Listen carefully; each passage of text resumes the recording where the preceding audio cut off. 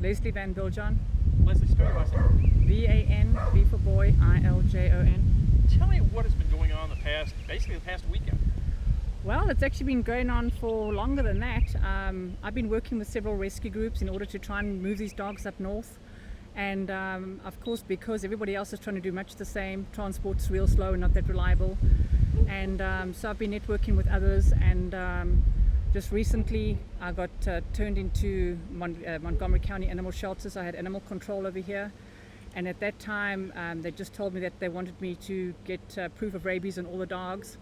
And probably 85% of the dogs currently do have rabies, so I'm not too concerned about that. And so I had a rescue group come in here because I had animal control here, and they said that they would help me move some of the dogs just based on the fact that animal control had been here. So I was pretty elated by that. And then, of course, you can't trust rescue groups anymore because they've all got their own agenda, and they say one thing, but then they turn around and turn you into the Spca. So you just kind of pull between a hard ball and a plank. But needless to say, I had a rescue group come out here and take pictures of dogs in order to try and get them out.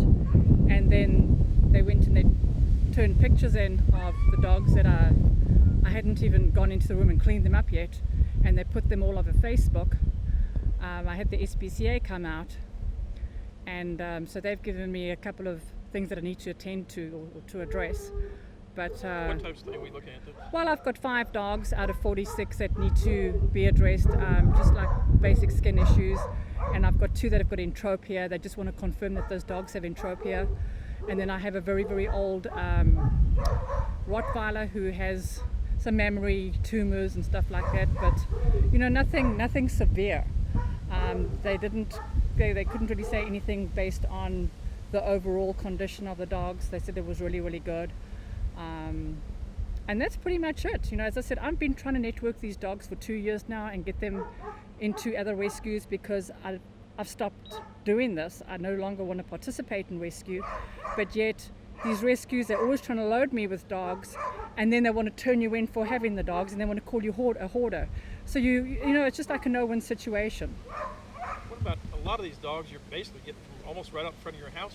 People dumping them. I do. It's empty road. Absolutely. And I call animal control repeatedly on dogs that are in the street, and they don't come and pick them up because it's a dog at large. So generally what happens there is I either find them dead in the road, or I bring them here and I take care of them. So it's just like a no-win situation. It's got to be expensive. Well, based on going through 2 bags of dog food a day, do the math. So I'm spending well over $1,000 a month, which I'm supporting. That excludes heartworm preventative, flea medication, and anything else that may transpire within that month. What about some of these other rescue groups you've been having? You got some picked up this morning by the rescue that you gave to the rescue. They said basically last week they were coming out. Yes, correct. They did come out today, but what's so funny is that the rescue that's supposedly helping me is the one that actually turned me in originally. So they turn you in and then they want to help you. So I'm not quite sure, where I actually stand. But at this point, I'm very happy for the dogs just to move on. Now the ones that they told you last week they were coming out here, right? To the rescue group. To pick Yes. these up? Yes. How many did they pick up today? They took 8, and they're coming back for another 2. Some of these dogs, it's got to be hard to get rid of dogs like that, especially with the economic times and everything else. How do you do it, or what do you have to do? Well, as I said, Texas in itself is totally saturated. We live in a very disposable society, and people just, as I said, it's just a dog. I've been in a situation where a person had got a dog from a shelter, and it was 9 months old, and I heard that they were going to have it euthanized, and I was like, why do you want to do that? And they said, well, because it's got kennel cough. And I said, well, how about let me help you with that dog? I'll get it well for you, and then I'll give the dog back to you or whatever. And she said, no, we've already made that decision to put it down, and we're just going to go get another dog. So that's just generally the general outlook out there. You either have people who just totally obsessed with their dogs and do a great job, or you have ones that it's just like a short-term thing and they're just not committed to these animals the way they need to be. Coming up today, Spca came out today. They called you, told you they're going to be coming out after it. This was after animal control was out this week? That's correct. tell me a little bit about that.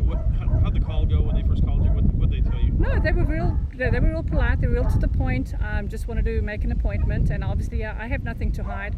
I've been doing this for 15 years now, and I know the ins and outs of things. It's not the first time I've been called on, and I'm sure I won't be the last one that they call on either. It's just an ongoing scenario with them, and it's to be expected when you're in rescue. But as I said, I didn't have any issues. They didn't have any issues with me. I never had any issues with them. They were very professional.